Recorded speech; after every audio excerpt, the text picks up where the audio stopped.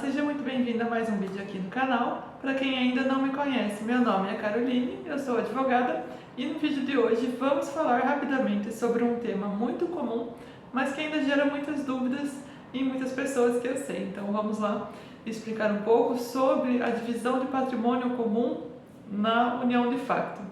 Na verdade, eu começo já por dizer que não existe um patrimônio comum na união de facto como acontece num regime de bens de comunhão do casamento, por exemplo, né? Essa é a primeira coisa que é importante nós pontuarmos, que na união de facto não existe um patrimônio comum e por essa razão também não existe, né, a possibilidade de fazer uma divisão dos bens ali dos unidos de facto quando essa união acaba por meio de uma separação, né? Cessa essa união de facto, não é possível fazer a divisão dos bens que os companheiros ali adquiriram por meio de um processo de inventário, como seria no caso de um divórcio, por exemplo, né? Então essa é a primeira coisa já que é importante pontuar. No caso da união de facto, encerrar, não vamos poder recorrer a um processo de inventário para a divisão dos bens, porque não se considera que na legislação portuguesa que exista um patrimônio comum. No Brasil, eu sei que muitas pessoas aqui que me seguem são brasileiras, né, e conhecem a lei brasileira, que lá existe uma equiparação da união de facto, ou união estável, né, como é chamada lá, com o regime de bens de comunhão de adquiridos ou comunhão parcial de bens do casamento, né? Aqui em Portugal isso não acontece. É como se não houvesse, quer dizer, como se não houvesse, não, realmente não existe uma comunhão de bens na união de facto. A lei portuguesa não equipara, optou por não equiparar a união de facto ao casamento. Dito isso, nós sabemos que não é incomum aqui em Portugal as pessoas viverem numa situação de união de facto e adquirem patrimônio juntas também. E o que acontece nesse caso? Um caso muito frequente que nós podemos usar aqui como exemplo para esse vídeo é a compra de um imóvel. Quando o casal, unido de facto, que não é casado, adquire um imóvel para ambos. Nesse caso, se o imóvel estiver registrado em nome de ambos, o recurso que nós vamos ter para fazer a divisão desse patrimônio, no caso do fim da união de facto, vai ser o processo que se chama ação de divisão de coisa comum. E esse processo não segue as regras do inventário por divórcio, uma partilha, né, por divórcio, como eu falei, mas sim as regras civis gerais de um regime de compropriedade.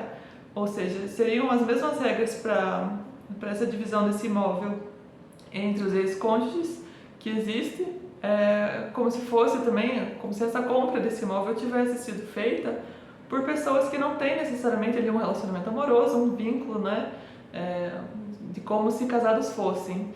Se alguém compra, por exemplo, um imóvel junto com um amigo para o fim de um investimento e depois decidem que não querem mais continuar tendo a propriedade desse imóvel juntos, eles também vão recorrer a esse mesmo tipo de ação. Existem algumas especificidades, né, do caso da união de facto, principalmente em relação à compensação de créditos, que muitas vezes são solicitados também no processo de divisão de coisa comum, quando o assunto é um imóvel comum ali, né? Mas, no geral, as regras são mais semelhantes, são muito mais semelhantes na dissolução da união de facto com o regime da compropriedade, né, a divisão do bem segundo o regime de compropriedade comum, do que a um regime de inventário, uma partilha de bens na sequência de um divórcio, porque não existia o casamento no caso. Então, isso no caso do imóvel estar registrado no registro predial em nome de ambos os companheiros, né? Na proporção de metade de cada um ali, que é o mais comum, né? É possível recorrer a essa ação de divisão de coisa comum para a repartição dessa propriedade desse imóvel. Quando o imóvel não está registrado no nome de ambos, a situação fica mais complexa. Também não é raro que o imóvel esteja registrado só em nome de um dos companheiros ali, né? Por alguma facilidade de solicitação de crédito, no financiamento bancário ou algo do gênero, muitas vezes o imóvel é registrado só em nome de um dos companheiros, dos membros da união de facto.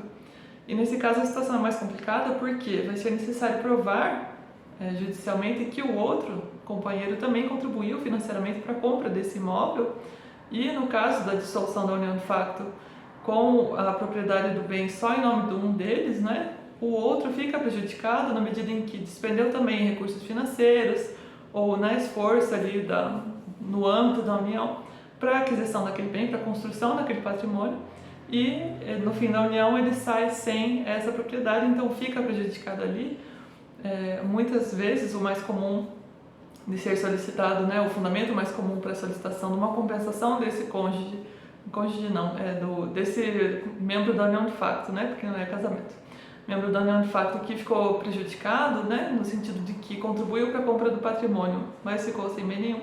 O fundamento mais comum que é utilizado nessas situações é o enriquecimento sem causa, porque o outro que ficou com o patrimônio construído por ambos estaria, né, enriquecendo à custa do outro que ficou no fim da união sem nenhum patrimônio e sem nenhuma compensação financeira pela contribuição que prestou, às vezes durante muitos anos, né, para a construção daquele patrimônio. E nós dizemos que essa situação é mais complexa porque é difícil, às vezes, muitas vezes, fazer prova de que ambos contribuíram para a compra daquele bem ou daquele imóvel, no caso do nosso exemplo, e em qual medida ele ficou empobrecido, digamos assim, em contrapartida do enriquecimento do outro. É muito complicado fazer prova desses valores exatos, né, concretos ali, de quanto um ficou prejudicado ou o outro ficou beneficiado, porque as relações normalmente duram muitos anos e os companheiros ali na constância da união, assim como acontece no casamento, muito comumente, não costumam ter uma planilha ou uma pasta onde guardam ali todos os comprovantes de pagamentos, de transferências e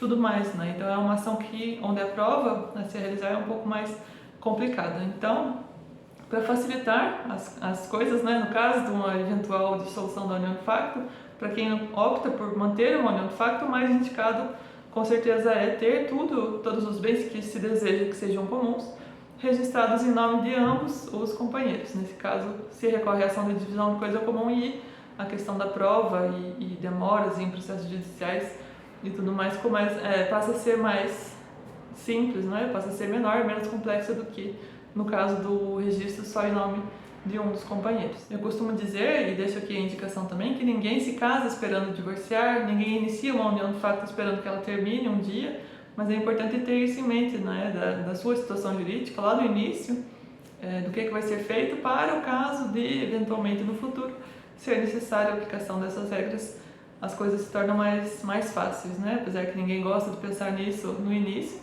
não custa nada ter esse planeamento e salvaguardar aí, a paz, a tranquilidade, né? Num momento difícil que já é, a dissolução de uma união de facto já é um momento tão complicado.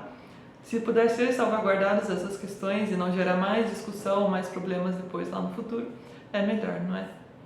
Bom, o vídeo de hoje era sobre isso. Obrigada a você que assistiu até aqui. Se esse vídeo te ajudou de alguma forma, deixa aqui nos comentários, que eu gosto de saber.